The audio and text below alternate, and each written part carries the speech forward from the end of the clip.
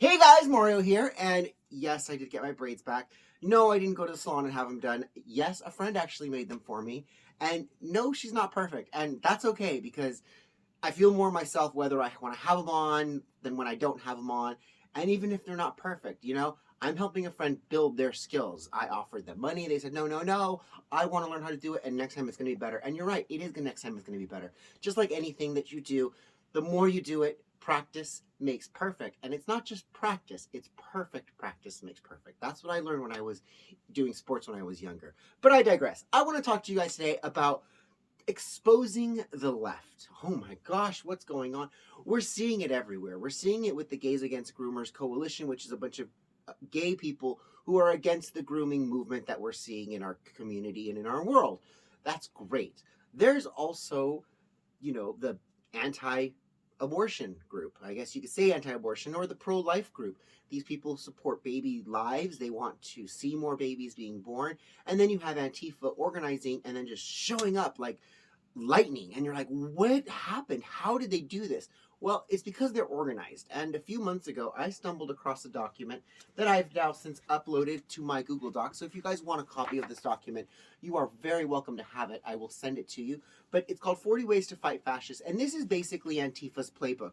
And if you go see, I've been going through it and I've been highlighting the important things that I think are going to be important for us as patriots to fight these people. Because if this is their handbook, we need to see their handbook. Number one on their handbook, create sock accounts. What is a sock account? A sock puppet account is an account like a sock puppet. You put your hand inside, you let it talk, and then you put your hand out, and it's benign. So what they do is they create these sock accounts to infiltrate right-wing groups. It's right here in the step one. Step two is to gather the information. They want to gather things like your name, your address, where you work, and then they start watching you. And when you have an event, they can contact your employer, try to ruin your business, or try to get you fired because, hey, you're attending these right-wing events or you're far right.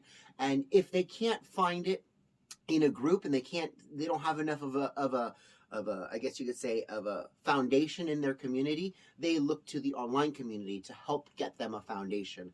That's part of this 40 ways to allegedly fight fascists. One of the things is they want to get the information out first. They want to be the first ones out there. And because getting your information to, let's say, my website isn't going to get you very far. What they do is they form partnerships with journalists, large scale, big journalists, so that they can craft a narrative before anybody else can. And this way, it's he said, she said, and we were first. And that is one of the ways that they are actually fighting this information game.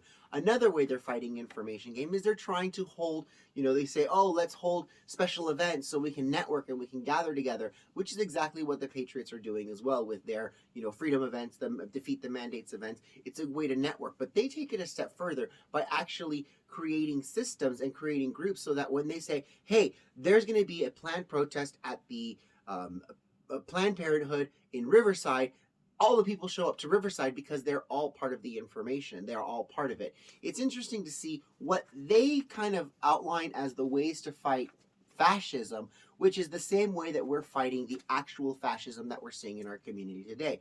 These people are shutting down our voices at city halls. They're saying that you can't speak unless you actually live in the community. You can't do this, you can't do that. Meanwhile, it's our taxes that are paying their bills. It's our taxes that are funding their cities. It's our taxes that are keeping them doing what they're doing. So I don't understand why they would shut down other speech unless they actually are fascists themselves. Just like when we have an event in Santa Monica this weekend, there was a big pro-life event in Santa Monica, and what happened? Antifa showed up and caused problems and wanted to get into people's faces, started recording people. And if you ever see these people, obviously identify them, let other people know that they are in the area, because they're doing everything they can to get into our groups, to find out who we are, sniff us out, and then, but at the same time, since they're using these sock accounts, they're keeping their very own information private. They don't want us to know their name. They don't want us to know their employer. They don't want us to turn around and do what they do to us back to them. So if you guys get a chance, I really encourage you to read this so you can find out more about what the left really thinks about us and how they're actually organizing. And if you want a copy of this, just send me a DM and I will send you the link to my Google Docs so that you can read this for yourself. I love you guys all. Get activated, stay motivated, and do not lose faith. I love you all. I'll talk to you guys soon. Mwah! Bye, guys.